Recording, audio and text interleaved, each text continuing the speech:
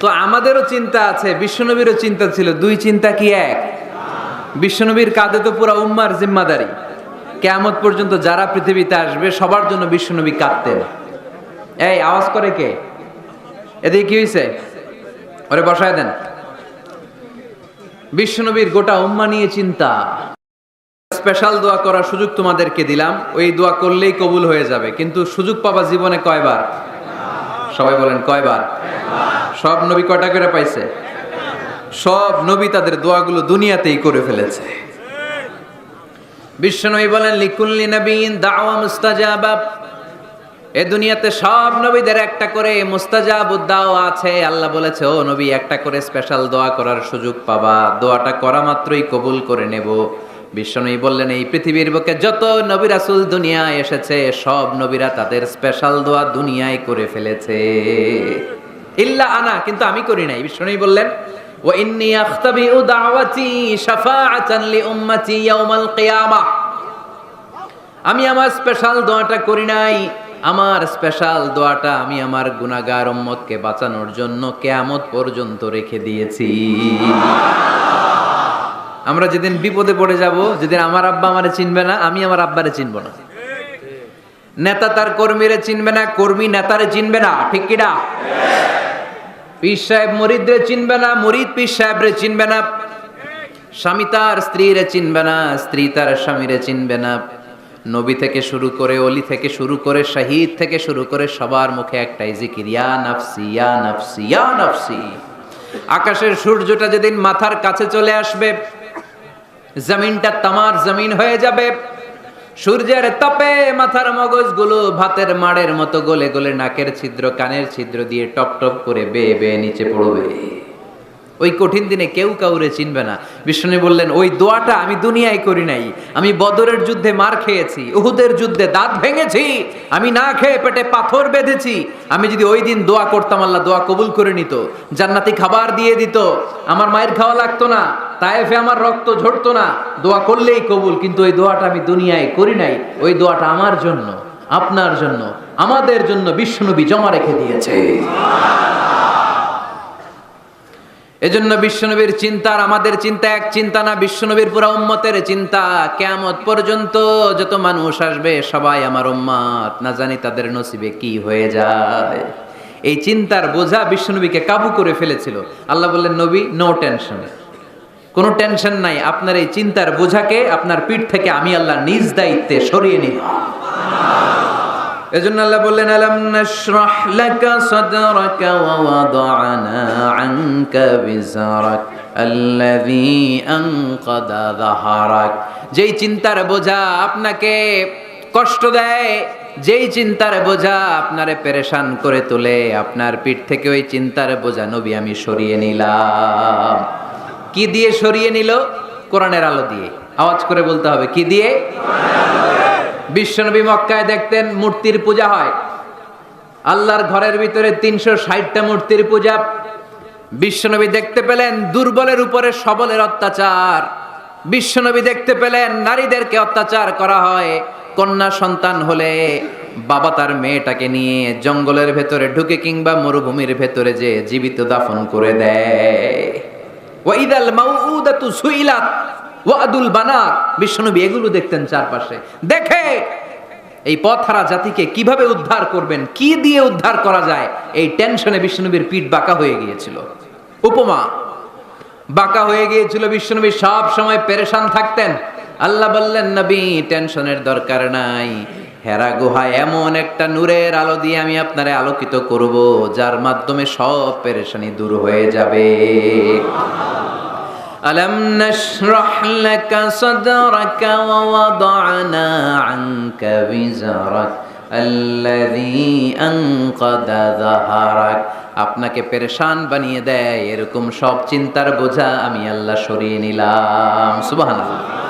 দুইটা নেয়ামত শুনলাম। এবার 3 নম্বর নেয়ামত আল্লাহ বললেন ওয়া রাফা'না লাকা যিকরাক। এই আয়াতটা মুখস্থ করতে হবে আজকে, আমার সাথে সাথে পড়েন ওয়া রাফা'না লাকা যিকরাক।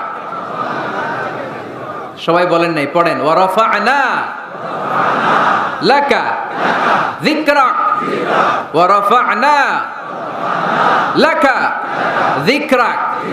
নবী হে আপনার সম্মানকে আমি আকাশচুম্বী করেছি। I have dignified your status high and high, the highest peak. আপনার মর্যাদা উঠাতে উঠাতে আকাশ বাতাস ছাপিয়ে সাতাকাশ কাঁপিয়ে আরশের উপরে নিয়ে গিয়েছি। আপনার মর্যাদা আমার পরপরই, স্রষ্টার পরে পুরো সৃষ্টিকুলের উপরে বিশ্বনবীর মর্যাদা আছে না নাই? এজন্য আল্লাহ বললেন ওয়ারাফা'না লাকা যিকরাক, ও নবী আপনার মর্যাদা সম্মান আমি আকাশচুম্বী করেছি। আপনার সুনাম সুখ্যাতি মান মর্যাদা আমি গোটা বিশ্বে ছড়াইয়া দেব। এ আয়াত যখন নাজিল হলো কাফেররা হাসতে শুরু করলো। কাফেররা বলে মোহাম্মদ বেটা বলে কি, ও জানে বাঁচবে কিনা ওইটাই তো সন্দেহ। আমরা যেই ষড়যন্ত্র পাকাচ্ছি ও জানে বাঁচবে কিনা সে এটাই সন্দেহ, তার নাম গোটা বিশ্বে ছড়াবে কি করে আমরা দেখে নেব। আল্লাহ বলেন তোরা আমার নবীর সুনাম সুখ্যাতি ছড়ানোর ব্যাপারে বাধা তৈরি করবি, তোরা আমার নবীর ব্যাপারে অপপ্রচার চালাবি, তোদের অপপ্রচারকেই আমি আমার নবীর প্রচার মাধ্যম বানিয়ে দেব। তোরা করবি অপপ্রচার।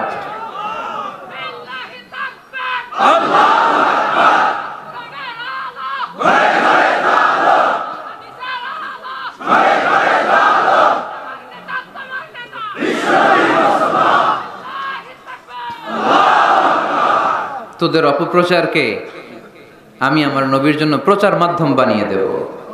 এরকম অনেক সময় হয় না যে কেউ কেউ অপপ্রচার করে কারো বিরুদ্ধে, এটা তার জন্য প্রচার হয়ে যায়।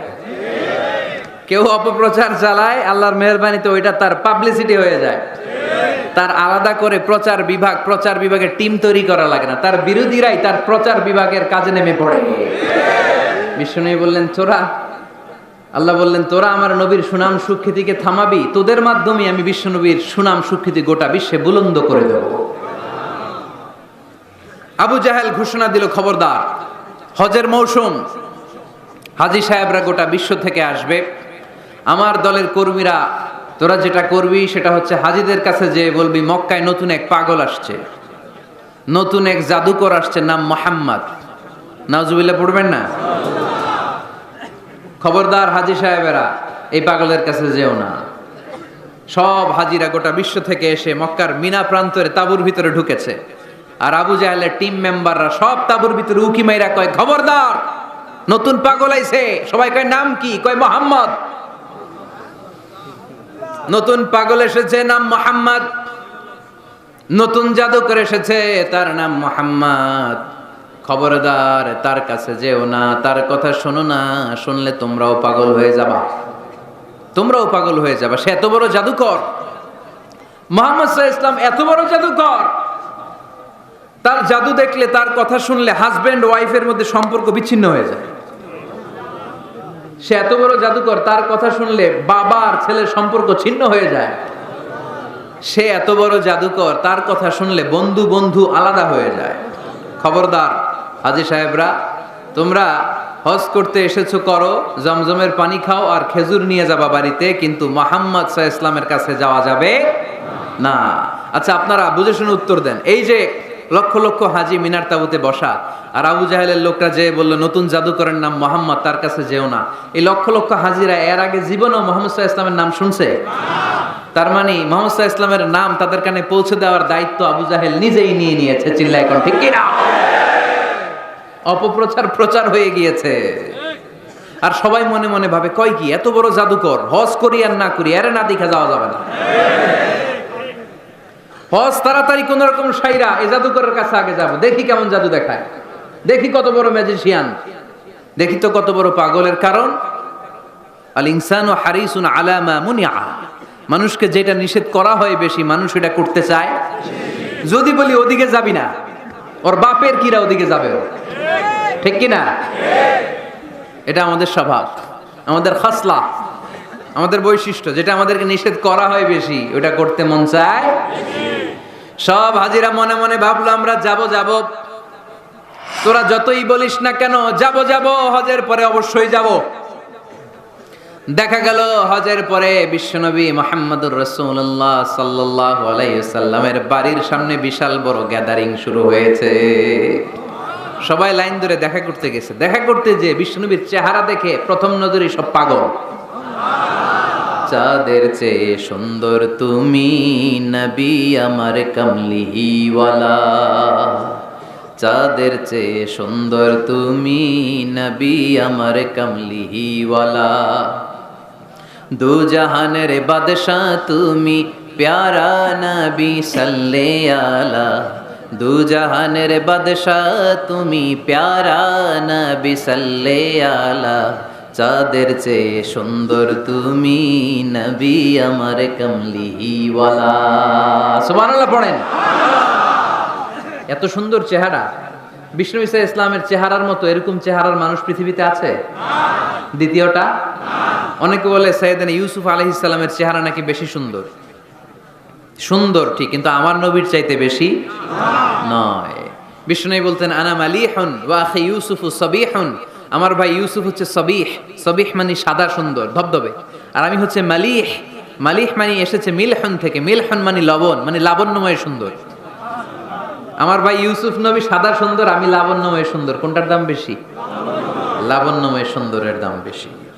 সাইয়েদনা ইউসুফ আলাইহিস সালামের চেহারা দেখে মিশরের মেয়েরা লেবু কাটতে যে বা কমলা কাটতে যে, আনার কাটতে, কমলা কাটতে যে আঙ্গুল কেটে ফেলেছিল, কোরআন তার সাক্ষী। ওয়া কাত্তা'না আইদিয়াহুন, আম্মাজান আয়েশা রাদিয়াল্লাহু তাআলা আনহা যখন এই ঘটনা শুনেছেন, তিনি মিশরের মেয়েদেরকে ডাক দিয়ে বলেছেন, ও মিশরের মেয়েরা, তোমরা ইউসুফ নবীর সৌন্দর্য দেখে লেবু কাটতে যে আঙ্গুল কেটেছ, আমার স্বামী প্যারা নবী মুহাম্মদ রাসূলুল্লাহর চেহারা যদি তোমরা দেখতা, তাহলে লেবু কাটতে যে আঙ্গুল নয়, কলিজাটা কেটে টুকরা টুকরা করে দিতা।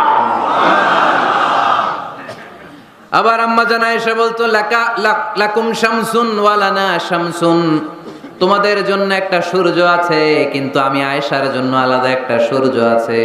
তোমাদের সূর্যটা প্রতিদিন সকালবেলা পূর্ব আকাশে উদিত হয়ে গোটা দুনিয়াটারে আলোকিত করে দেয়, আর আমার সূর্যটার নাম হলো মুহাম্মদ সাল্লাল্লাহু আলাইহি ওয়াসাল্লাম।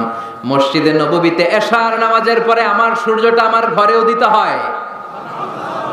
তোমাদের সূর্য সকালবেলা পূর্ব আকাশে উঠে গোটা দুনিয়াটারে আলোকিত করে, আমার সূর্য মুহাম্মদ এশার নামাজের পরে আমার ঘরের ভেতরে যখন উকি দেয়, আমার পুরো ঘরটারে আলোকিত করে দেয় কে? এত সুন্দর চেহারা ছিল, ওনার চেহারার নূর দিয়ে হারানো সুই খুঁজে পেয়েছে বিশ্বনবীর স্ত্রীরা। চিল্লায় করেন আল্লাহু আকবার।